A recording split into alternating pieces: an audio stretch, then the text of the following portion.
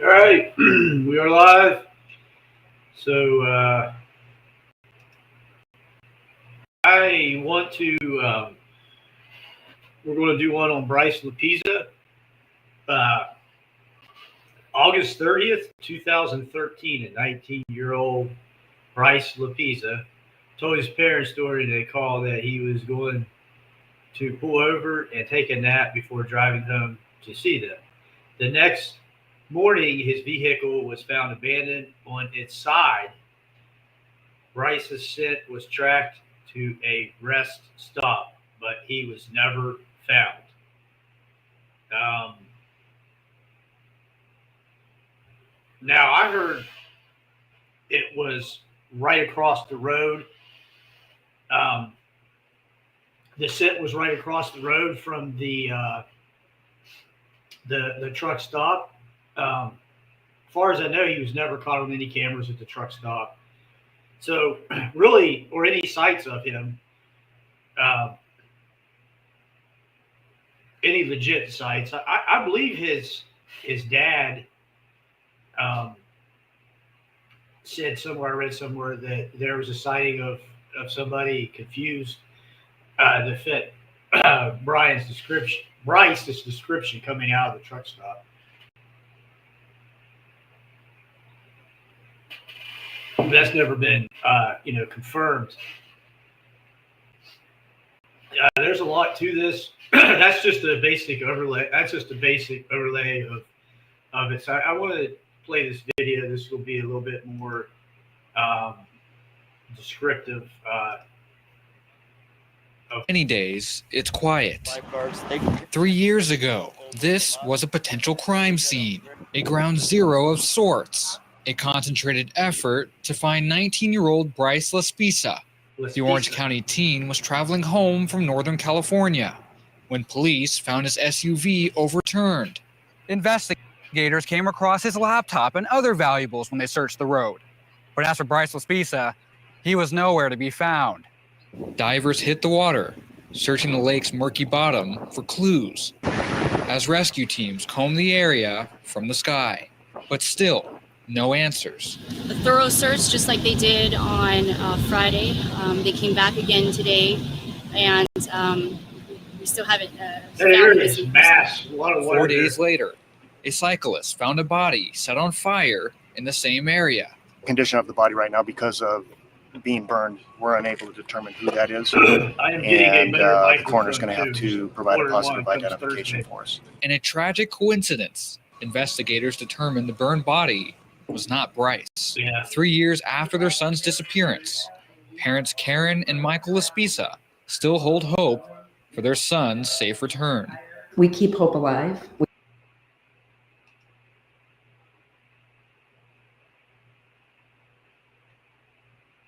So yeah, that's his mother there. There was a body found that was burned like a week later, and it had some. It was like a 40, 50-year-old man. It wasn't him.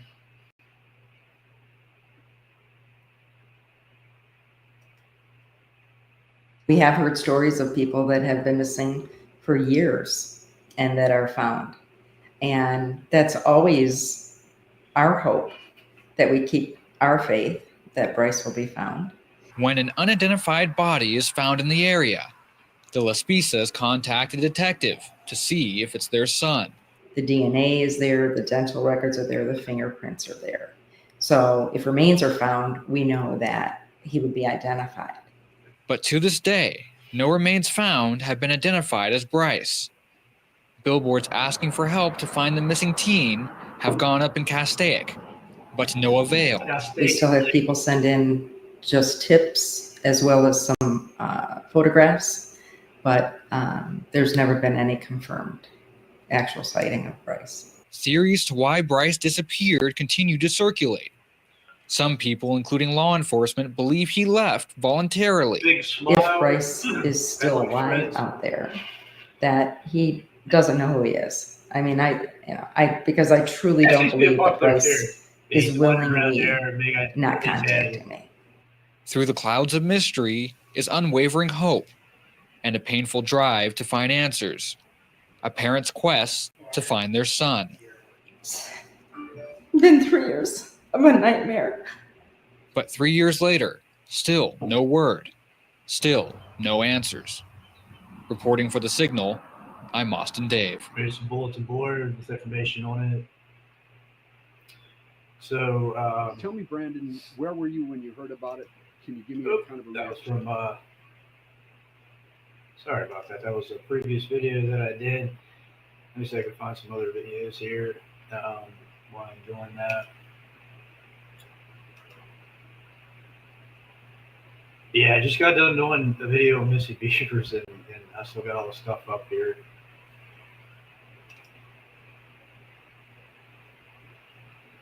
Yeah. I want to get, I don't know if I can play the disappeared episode. Yeah, I don't want to get struck. I don't want to use somebody's stuff.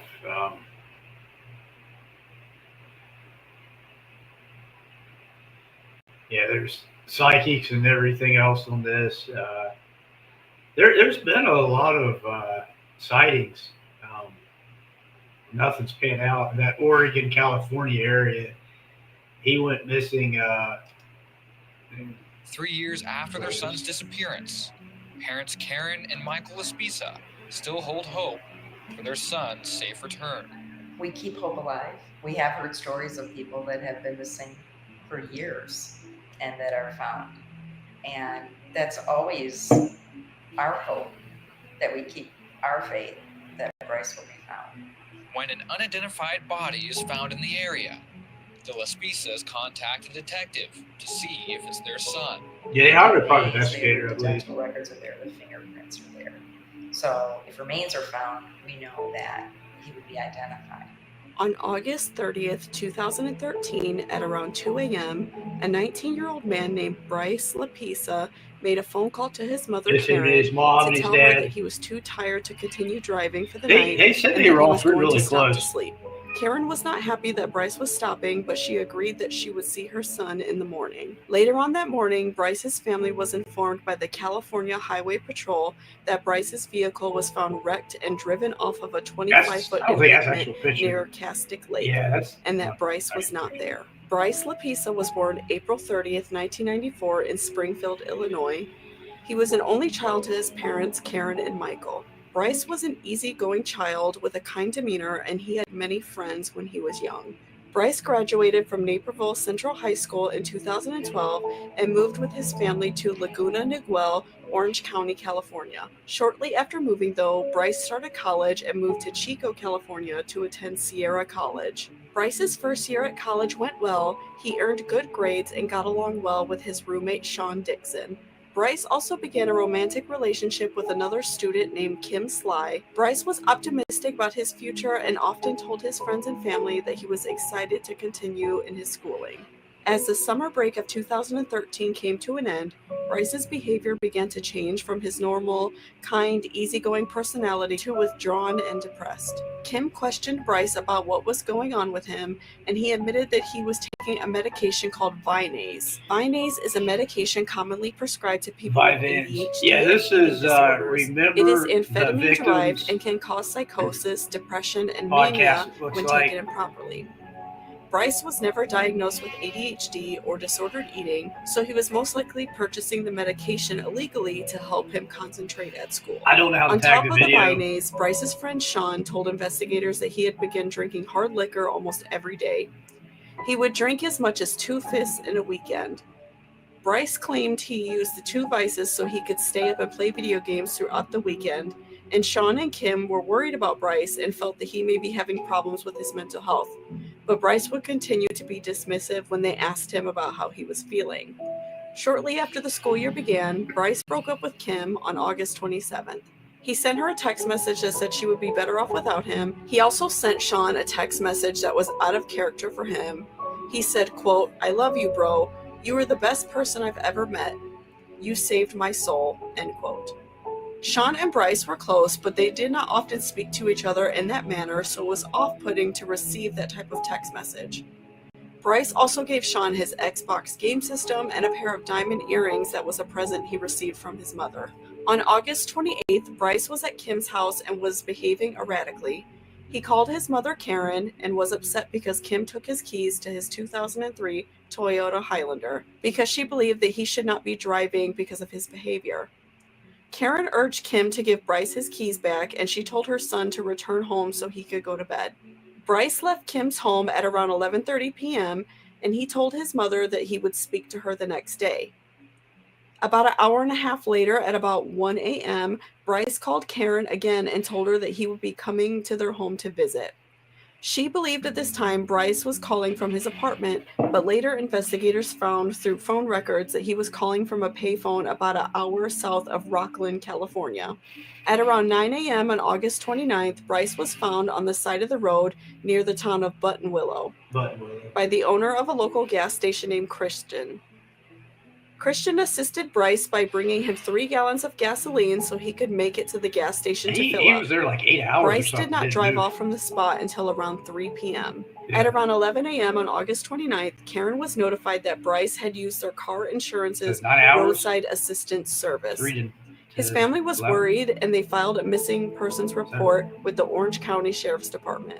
The police were able to track Bryce's cell phone to an area just a few miles from where Bryce was last seen on the side of the road. The officer's report shows that Bryce was lucid and friendly. He was not intoxicated and did not have any drugs or alcohol in his vehicle. So sad. The police urged Bryce to contact his parents because they were worried about him, and despite him seeming hesitant, he called his parents at this time. Karen asked Bryce to come home, and then Bryce jumped back into his car and left the scene. Many hours later, Bryce called Karen at around 2 a.m. to tell her that he was going to pull over to sleep. The police arrived at the Laspisa's home at around 8 a.m. to report that Bryce's car had been found abandoned near Castaic Lake. The rear window was shattered, and his laptop, cell phone, and wallet were found inside of the vehicle, but Bryce left no trace as to where he was. CCTV footage shows Bryce turn into an access road instead of pulling over for a nap at around 2:15 a.m. And that was the last time Bryce has been seen. Searches took place by foot in the area close by the lake, and divers also searched the lake, and police dogs tracked his scent. But this only led the police to a nearby truck stop where the trail went cold. Searches continued, and the family reached out into their community with flyers to search for Bryce, but nothing has come from their efforts. On September 4, 2013, charred remains were found near Castaic Lake, but DNA testing revealed that they did not belong to Bryce, and in 2017, a skull was found off Templin Highway, but that was ruled out as well. The case is still open because a body was never found, and no whereabouts of Bryce has ever come up. Divers hit the water, searching the lake's murky bottom. Yeah, that water's massive. As rescue teams comb the area from the sky, but still, no answers. A thorough search, just like they did on Friday. They came back again today, and we still haven't found the missing person. 4 days later, a cyclist found a body set on fire in the same area. The condition of the body right now, because of being burned, we're unable to determine who that is. And the coroner's going to have to provide a positive identification for us. In a tragic coincidence, investigators determined the burned body was not Bryce. Investigators' theory is that either Bryce attempted suicide when he pulled off the access road, and either his attempt was successful and his body has never been found, or he left at the truck stop to start a new life. It is possible that the mixture of Vinase and alcohol caused a psychotic break. Medications like Vinase and Adderall that are taken by people who are not diagnosed with ADHD or autism or any other neurodivergent disorder that somebody may have often cause trouble for people who are neurotypical because their brain cannot handle the large dose of norepinephrine that these medications give to patients with these neurodivergencies. So this can cause a major problem.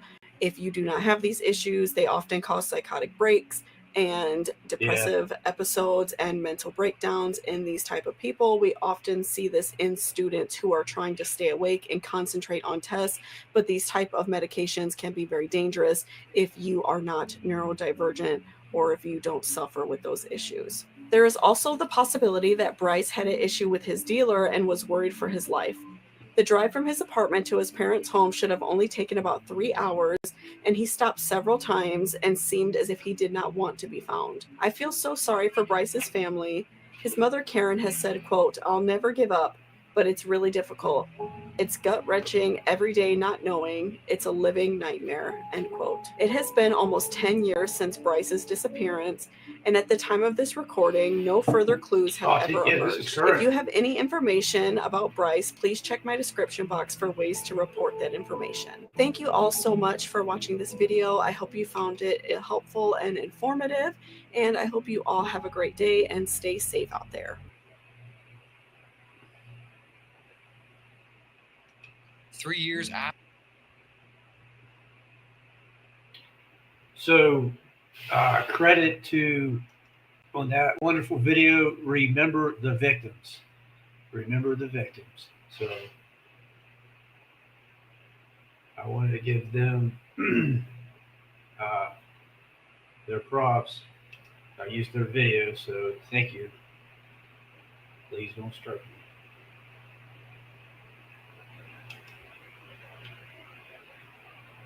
Let's see what else we got here.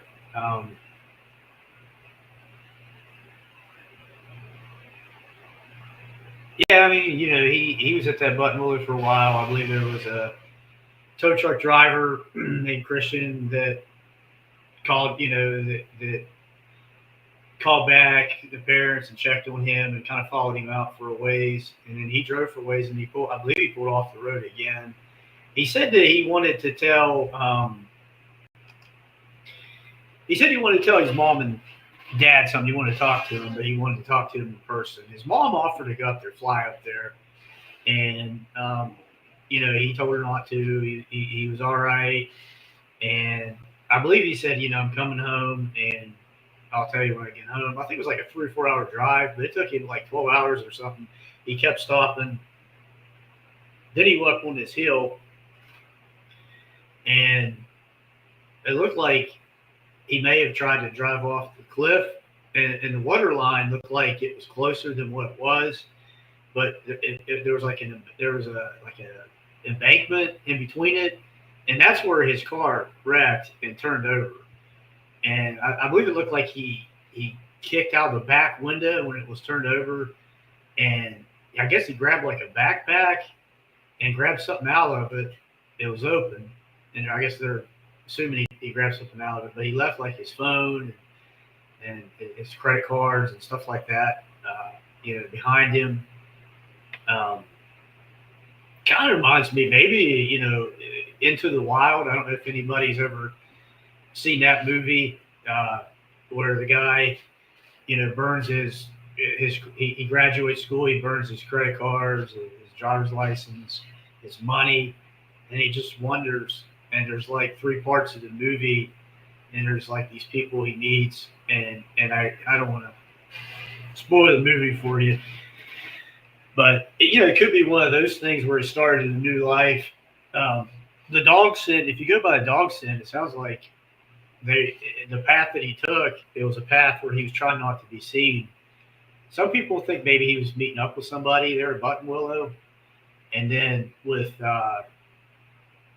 there was a cop that showed up later too. Like, I guess what happened was he ran out of gas, and then he called AAA, and then they brought him gas, and I believe that was the Christian guy, and it flagged to his parents, and they called Bryce, asked if everything was all right. And I guess he was kind of being real reserved with his answers, and the Christian guy left, and then I think they called him, and then he asked to check. He's like, "Hey, I'll go check on him." He checked on him. He said, "Hey, your parents are worried." He put him. I believe he put him on the phone with his parents, and then he followed him out for a while. And then there was a cop, I think, after that did a check on him. It might not be in that order. I think he did like a sobriety check on him, and Bryce consented to a search, because there was rumors of drug use, but he did consent to a search, and there was no drugs found. I guess he was, kind of playing video games, and he was taking Vyvanse to stay up to play the games. And, a lot of college, well, I always say a lot. College kids sometimes will take be, study for exams and stuff like that and stay up. And then, stuff to concentrate. But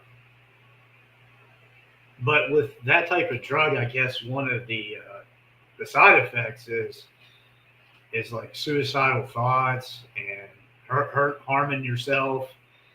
And so that could play into it too, or if he was sitting there for a long time in Buttonwillow, he could have been trying to get his thoughts right, maybe trying to understand what's going on, understand if what was going on would pass.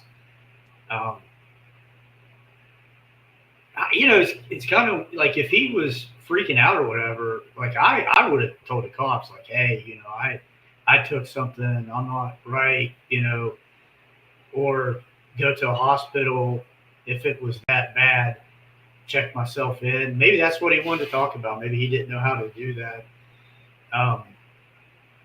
Yeah, we don't know. I'm just throwing out theories out here that, things that could have happened. I'm not saying, he did commit suicide or wanted to commit suicide.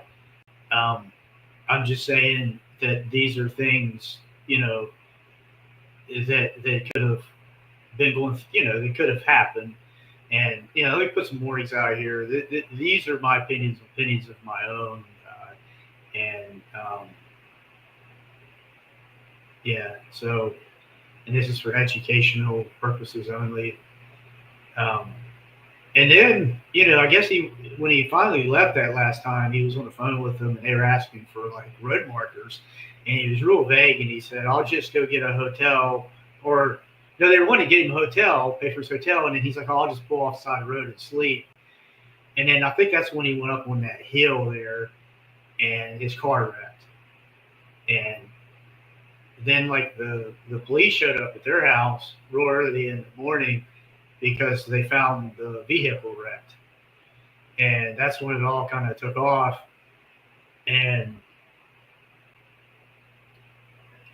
But yeah, let me see here if I got, that's pretty much what I know of it.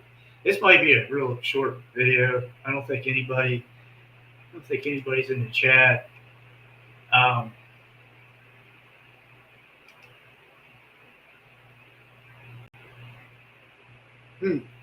That's weird.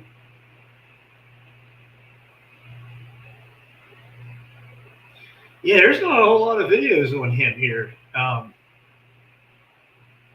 Yeah, I don't want to get struck. I don't know if I can even get struck. I'm not monetized. So.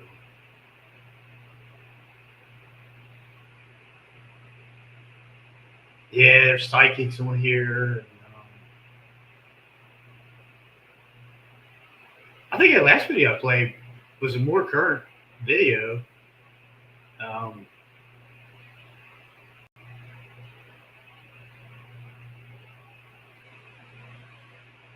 This is out of California, Castilla Lake. I'm saying that wrong. I got in this one on the disappearance episode. This is one of the ones that kind of stuck with me with him. Yeah, he's got red hair, big teeth. He seemed like he would stick out if you saw him.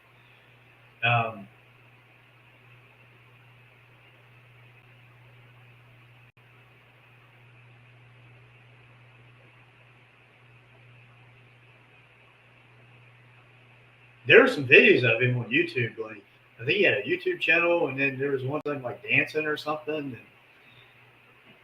I don't know if I could find those or not.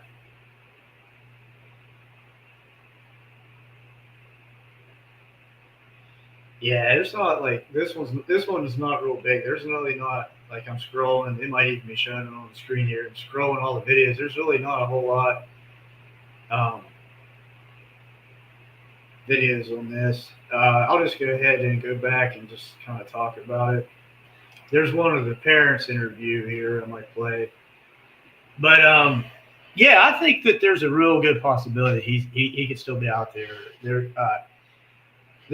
I read a lot of Reddit trends and on Reddit, and a lot of people think that he's still out there, and he just wanted to kind of get away from things and start a new life. When I look at like the Michelle Whitaker case, and I might show a video on that one later too, where she voluntarily went missing. She left, I believe, either South Carolina and ended up in Oregon, or left Oregon and ended up in South Carolina, and she was missing for like 6 years, and she started a new life, and I think somebody finally spotted her and figured out, who she was. That's why it's good to put, keep these videos going and keep their face out here, and call the police, and I believe the policeman went down. They confirmed it was her, the fingerprints, and they called her family and told her family, like, she was over 18, she had the right to be missing, and told the family, hey, she said she'll get a hold of you when she's ready to get a hold of you. And then like 3 months later, they got a hold of her. I think I'm just going to show that video if I can find it.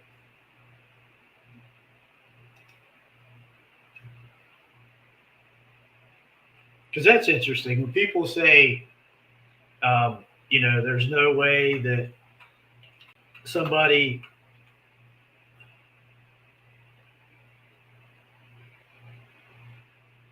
I need to know how to spell that.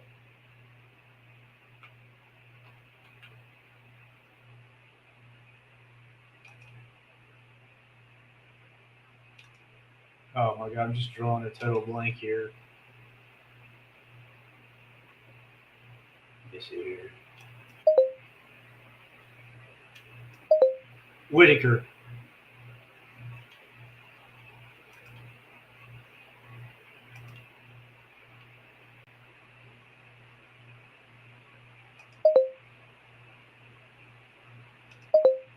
Whitaker.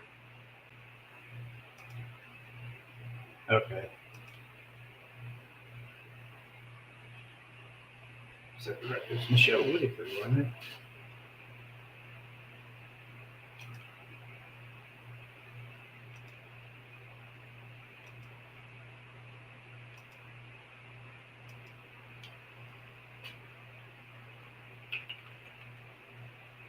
The heck? Again, that won't let me type. Okay.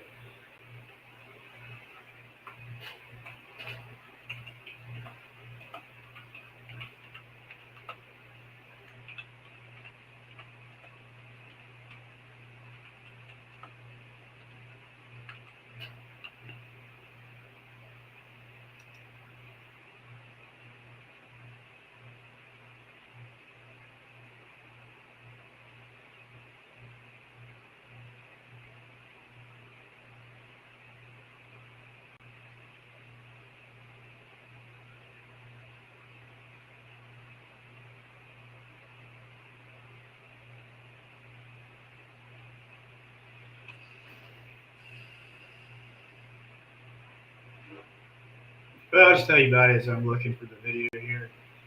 I think she left with the truck drivers, Michelle Whitaker, if I'm saying her name right, and started a new life. And I believe she was like a nanny. She got remarried. I think she had a family and everything. And they looked for her. They had they drained ponds. They had psychics looking for her. And like I said, they found her years later. I guess her and her mother got in an argument, and her mom told her something like, we'd be better off without you or something. And she took that to heart. And I believe she went in somewhere to pay for her food. And she didn't have the money. And that really bothered her. And she decided that she was going to, there it is. Is that it? Yeah, I found it. Okay. Yeah, let's just go ahead and play this. She vanished into thin air, or so it seemed. On a warm August day in 2002, 32-year-old Michelle Whitaker walked out of her life in Spartanburg, South Carolina, and simply didn't return. There was no grand farewell, no trail of breadcrumbs, no tear-stained note left behind. One day she was there, the next she wasn't. In the days that followed, her family began to worry. When she didn't call back, when her phone went silent, when her usual patterns suddenly unraveled, and the void she left behind grew eerily louder. The terrifying beauty of real-life mystery is that it doesn't ask for permission before it takes root. There was no crime scene, no flashing lights, no broken glass or overturned furniture. Just the silence of her absence and the slow-blooming panic that it brought with it. Everyone feared the worst, because the worst had become too common. At first, her disappearance didn't ignite the national spotlight. Michelle wasn't famous. She didn't vanish from a high-rise penthouse or while filming a documentary. Yeah, I never heard this story. Her vanishing wasn't the sort that made headlines. It was quieter, This might have been this murkier. episode too. The kind Yeah, that I law think it was. enforcement sometimes, unconsciously, underestimates. She was struggling with life. She had demons. She was drifting. To some, she may have just seemed like She another was woman who'd drinking gotten and lost partying along a the lot. way. But that was never the truth, was it? When she was 33. Behind yeah, the she's getting a curtain little of her old to do struggles that. was a I woman think whose family life had was trying to- unraveled, but not disappeared. She left her dog behind. Her too. family knew that. Her mother never let go of the possibility Yeah, no, her mom went looking the for conviction her. You know, that Michelle was still alive. But the truth is far more complicated than hope. And in Michelle's case, what lay beneath the surface wasn't just tragedy. It was reinvention, deception, and a complete rewriting of identity that no one could have predicted. For 6 years, the world assumed she was dead, or 6 taken, years, yeah. or buried beneath a killer's secret. Mm-hmm. Leads went cold. Time passed. In 2005, the unthinkable happened. A serial killer was arrested in the same region where Michelle had last been seen. His name was Todd Colehep. His crimes were brutal. Women, murder, silence. And as investigators began peeling back the layers of his horrific legacy, whispers began to echo. Could Michelle have been one of his early victims? The idea was horrifying and almost believable. The timelines could have matched. She had vanished with no explanation. Her face began appearing in connections to this killer. And just like that, Michelle's name became more than a missing person. It became a potential case in a murderer's long shadow. The thought tore through her family like a storm. Every hope they had clung to began to waver under the possibility that Michelle hadn't walked away. She'd been taken. But this story was never meant to follow expectations.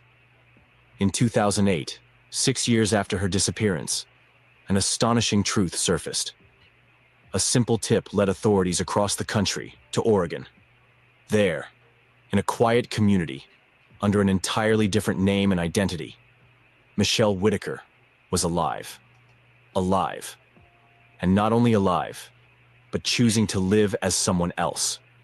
She hadn't been kidnapped. She hadn't been murdered. She had, for all intents and purposes, vanished on purpose. And suddenly, the narrative shattered into 1,000 refracted pieces. Because it's one thing to lose someone. It's another to realize they left For her willingly. mom, probably. The What cat makes a they woman did. abandon her family, her name, her past? What pushes someone so far that faking a disappearance becomes a form of salvation? And what do? What does anyone do? When the person you mourned turns out to be breathing just fine, under a false name, in a different Now you state, thank God she's alive. never reaching out? I mean, That's not the end of this story. It's not even the middle. Because to understand Michelle Whitaker's disappearance is not to understand where she went. It's to ask why. It's to dig into what it means to flee your own life so completely that you let the world believe you're dead. And to then choose, day after day, not to go back. This isn't a story about a woman who got lost. It's a story about a woman who escaped. But from what? And at what cost? You think you've heard tales like this before, but you haven't. Michelle Whitaker didn't vanish in a cinematic storm of chaos or bloodshed. There was no screeching of tires, no frantic 911 calls echoing through the night. What happened to her didn't follow the script of a classic missing person case. She disappeared in a way that almost seemed voluntary, as though she slipped through a crack in the world and quietly closed the door behind her. But that doesn't mean it was clean, or simple, or painless. Before she was a mystery, Michelle was a woman at war with her own life. Friends described her as warm, but troubled. Family recalled moments of light in between long, hard shadows. She had brushes with addiction, a strained relationship with stability.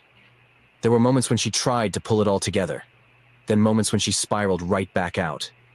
Michelle wasn't just lost to the world. She was lost to herself. And that might be the most terrifying kind of disappearance. When someone vanishes not from the outside, but from the inside first. In the weeks after she was last seen, no one knew what to make of it. Some assumed she'd taken off. Others feared she hadn't made it very far at all. And slowly, the spotlight dimmed.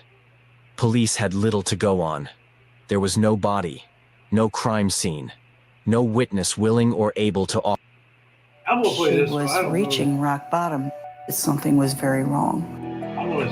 A young woman struggles to get her life back on track. Michelle Whitaker is last seen at a South Carolina truck stop. Is she walking around somewhere? Is she okay? Or is she laying in a ditch somewhere? I don't want to go to my grave not knowing what's happened to my daughter. But if I do, I'll see her in heaven.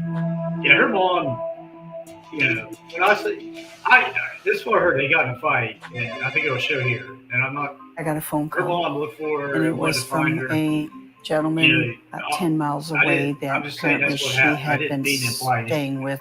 And he called me and he said something's wrong, that he can't find her or reach her. And I'm not sure why I took him seriously, but I did.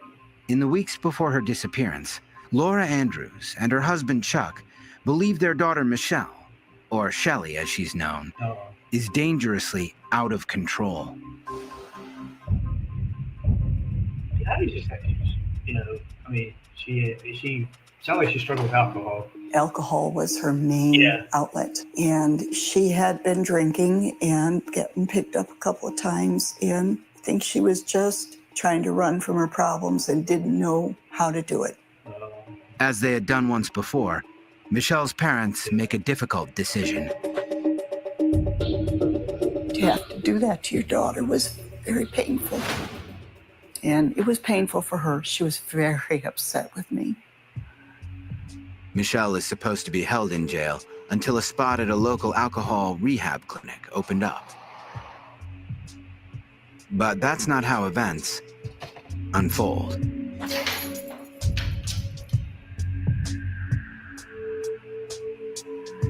As her worried parents try to locate her, Michelle picks up where she left off, hitting the roadhouses of Spartanburg County. She was probably called I was out Waterfly. riding my motorcycle. I just told her to leave for the cruise. I stopped at a bar. She was sitting by the door.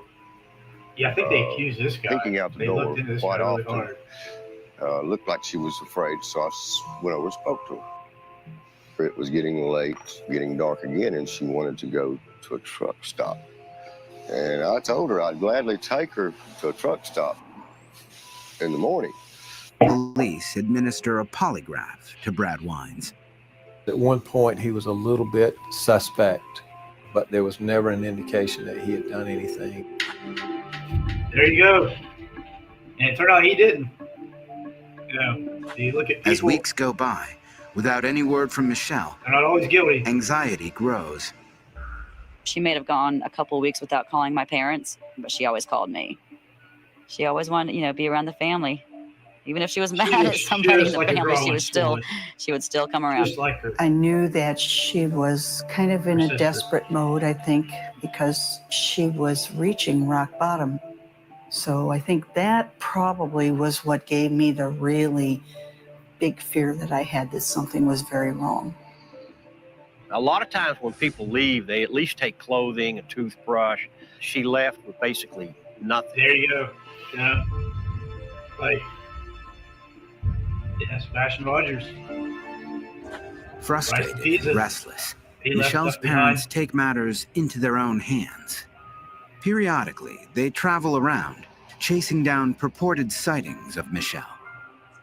They also set up a website.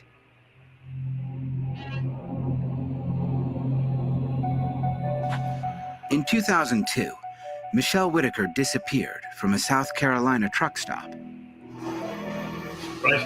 After 3 years, without any clues to her whereabouts, police receive a fresh lead.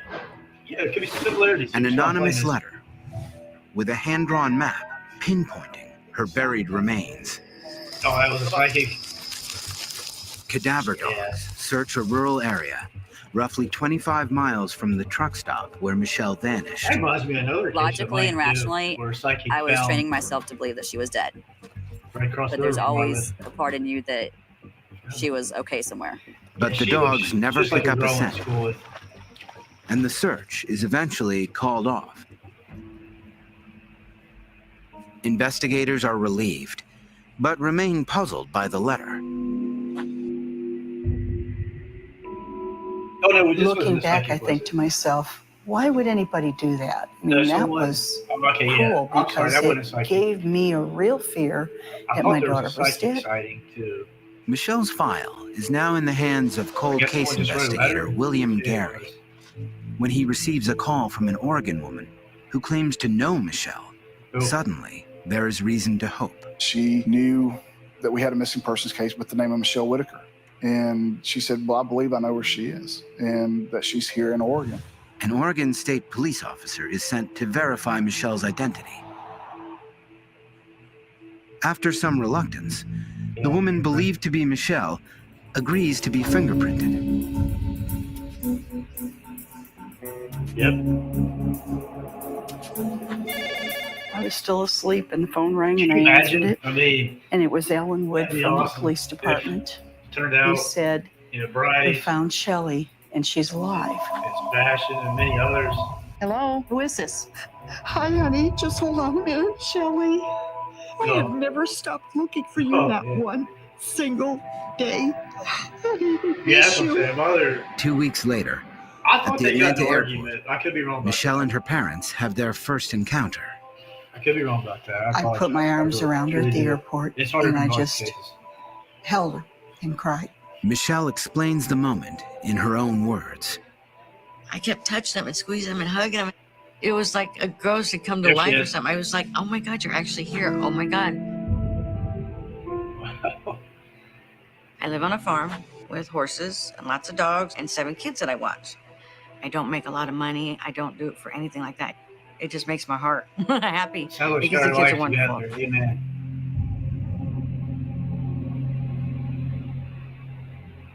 I went to a restaurant, a Waffle House, and I went in with no money and ordered food.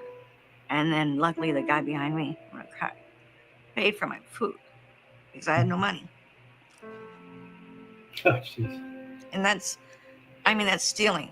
I knew I had no money and I walked in there without it, but I was so hungry. And I mean, I could have been murdered. I could have been beat. I could have been something and nothing happened, thank God. But wow. Sorry.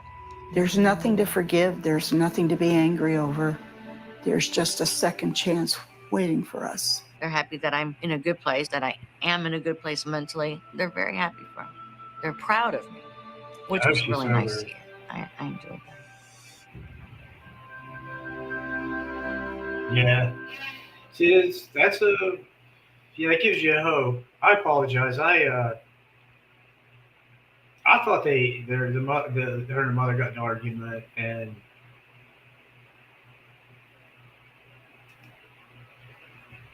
so I was wrong about that. I apologize. So real quick, one more thing I kind of want to show. We'll get back to Bryce. I think I might have left some stuff out on Bryce Laspisa, and now I'll let you that.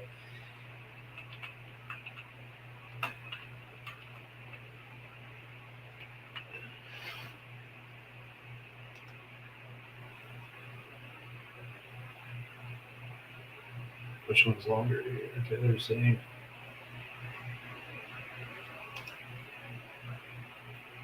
I want to buy you a new car. Why would I want a new car? Datsun runs great. I don't want any everything has to be difficult. There are people in this world who go looking for adventure.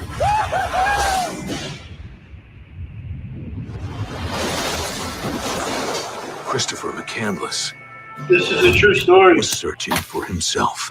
So you're a leather now. I'm a leather? Yeah, leather tramp. That's what they call the ones that hoof it. Don't you think you ought to get a job and making something of this life? I only got one plan. I'm going to Alaska. Alaska? We're sitting in Alaska. I'm gonna be all the way This out one there was in yes, this. in the wild. What are you doing when we're there? Now you're in the wild. What are you doing? Just living, man. I read somewhere how important it is in life, not necessarily to be strong, but to feel strong. To measure yourself at least once. Where are your There's a mom lot and of dad? big name actors in this. Living their That's lives the chick somewhere. from Twilight. Did your folks know where you are? I don't know. She's doing a lot of stuff. They were a good couple. I like them. Oh yeah. I wasn't dreaming, Walt. I didn't imagine it. I heard him. I heard Chris. Son, how long you been out here? A couple of weeks. And before that? I went to South Dakota. I worked for this guy named Wayne. What do you think about all this? I like all this. I took the Colorado River all the way down through the Grand Canyon and did rapids.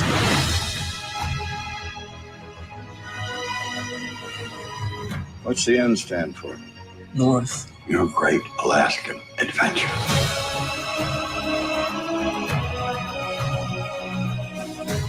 Is there anybody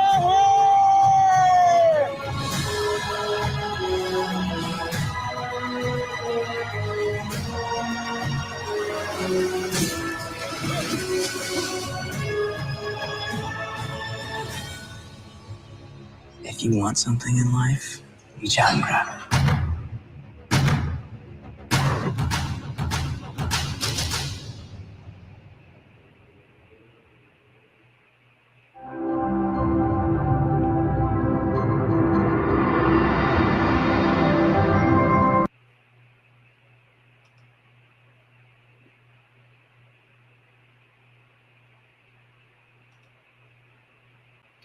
Yeah, so he just got up and started a new life.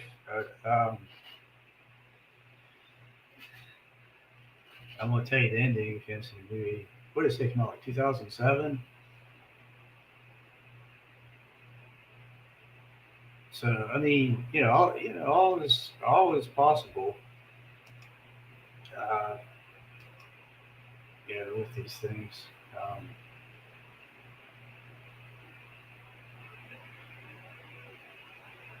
And it's, like I said, it was a true story.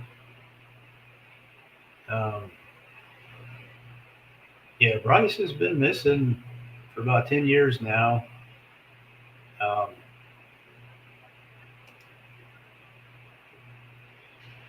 So, I was trying to think if I missed anything.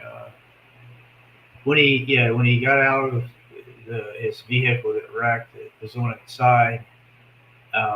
They have camera footage of him driving around up on that hill too. You know what? Let me time here. Let me see if I can. This one's a good one here. I know this is.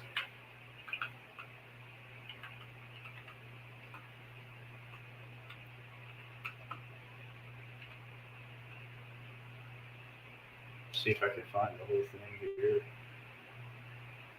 And if I can, I'll just play this. I might not be able to actually.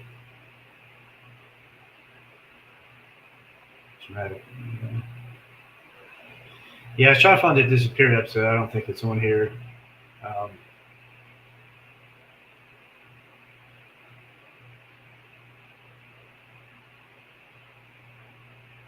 But if you see this guy.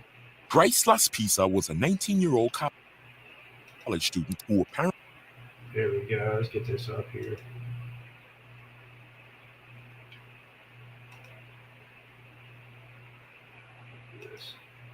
Keep forgetting to maximize him. So that's a picture of him, I believe, when he went missing. They did age progression. I believe I showed that one earlier too.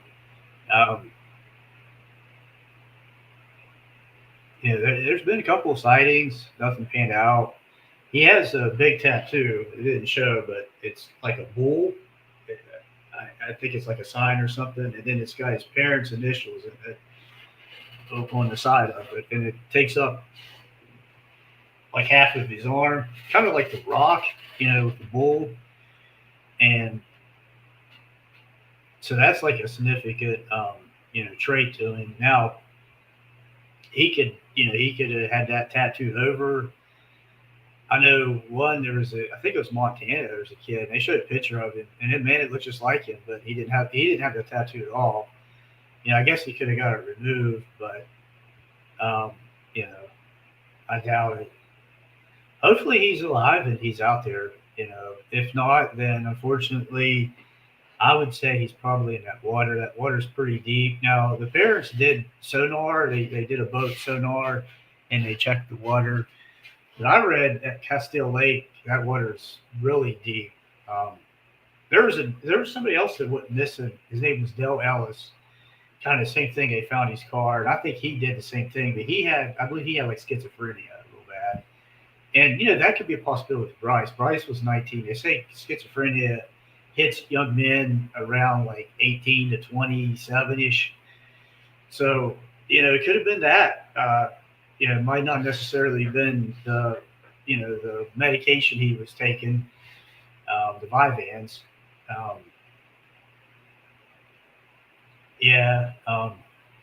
There was an interview the parents did, and it was a podcast, and I believe they communicated with them on email, and the parents pretty much said that they pretty much come to the conclusion that he passed away out there at the area, and he could have. The dogs could be wrong.